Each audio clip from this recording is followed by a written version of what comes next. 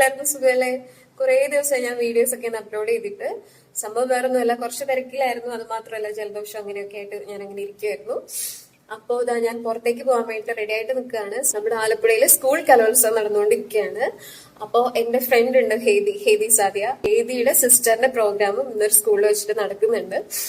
അപ്പൊ ഹേദിക്ക് ഇങ്ങനെ മെസ്സേജ് അയച്ചിട്ട് ഞാൻ പറഞ്ഞില്ലേ കുറച്ച് തിരക്കിലായിരുന്നു. അപ്പൊ വന്ന് കിടന്നിട്ട് നല്ല ടയർഡായിട്ട് കിടന്ന് ഉറങ്ങിപ്പോയി. ഹേദി റിപ്ലൈ ഒന്നും ഞാൻ കണ്ടിട്ടില്ല. പിന്നെ എണീറ്റ് കഴിഞ്ഞപ്പോഴാണ് ഹേദിയുടെ റിപ്ലൈ കാണുന്നത്. അപ്പോ ഇവിടെ നമ്മുടെ ടൗണിൽ തന്നെ ഒരു സ്കൂളിൽ വെച്ചിട്ടാണ് പിന്നെ പ്രോഗ്രാം ഉള്ളത്. അപ്പൊ ഹേദിയെ കണ്ടിട്ട് കുറേ നാളായി. നമ്മുടെ ഫ്രണ്ട്സ് ഒക്കെ നമ്മുടെ നാട്ടിലൊക്കെ വരുമ്പോഴത്തേക്ക് അവരെ കാണാനായിട്ട് നമുക്ക് ഭയങ്കര എക്സൈറ്റ്മെന്റ് ആയിരിക്കുമല്ലോ. അപ്പൊ നമുക്ക് അവരൊക്കെ ഒന്ന് കണ്ടു വരാം. കമോൺ.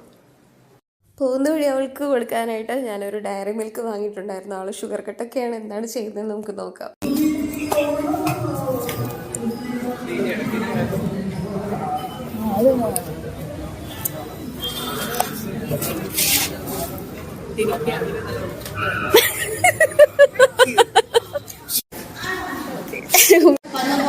ഷുഗർ കട്ട് ചെയ്ത ആളാണ് ഈ ഇരുന്ന് കഴിച്ചോണ്ടിരിക്കുന്നത്.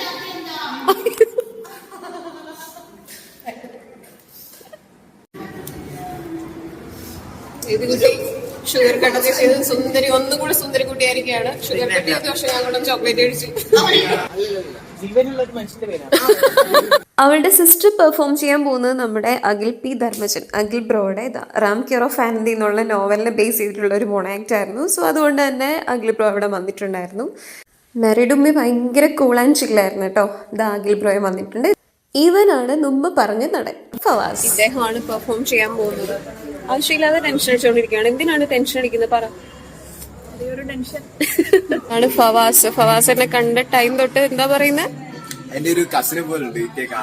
ഓക്കെ, ഞാൻ ഐഡിയ കാണിച്ചു തരാം. ഓക്കെ, പിക്ക് ഞാൻ കാണിച്ചു തരാം, ഐഡിയ കാണിക്കത്തില്ല. ഓക്കെ ഓക്കെ ഓക്കെ ഓക്കെ, ഇതുപോലെ ഉണ്ട് എന്നെ കണ്ടിട്ടെന്നോ? ഓക്കെ ശരി, താങ്ക് യു.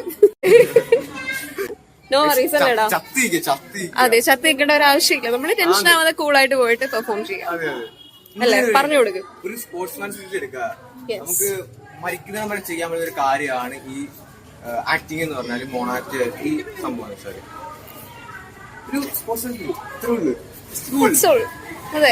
ഇറങ്ങിയ ഫസ്റ്റോ സെക്കൻഡോ അഭിനയിക്കാൻ പറ്റിയില്ലേ, ഇത്രേ ഉള്ളൂ. ഹാപ്പി, ഇത്രേ ഉള്ളൂ. അതെ, അങ്ങനെ നമ്മുടെ മേരിക്കുട്ടിയുടെ അടിപൊളി പെർഫോമൻസ് ഒക്കെ കണ്ടു കഴിഞ്ഞിട്ട് ഞാൻ നേരെ വീട്ടിലേക്ക് തിരിച്ചു. കുറച്ച് തിരക്കുണ്ടായിരുന്നു കേട്ടോ. അപ്പോൾ ഞാൻ ഭയങ്കര ഹാപ്പി ആയിരുന്നു. ഹേദിയെ കണ്ടു, വളരെ അപ്രതീക്ഷിതമായിട്ട് നമ്മളുടെ അഖിൽ ബ്രോയെ കണ്ടു. അപ്പോൾ ഓക്കെ, അത്രേ ഉള്ളൂ. Bye bye.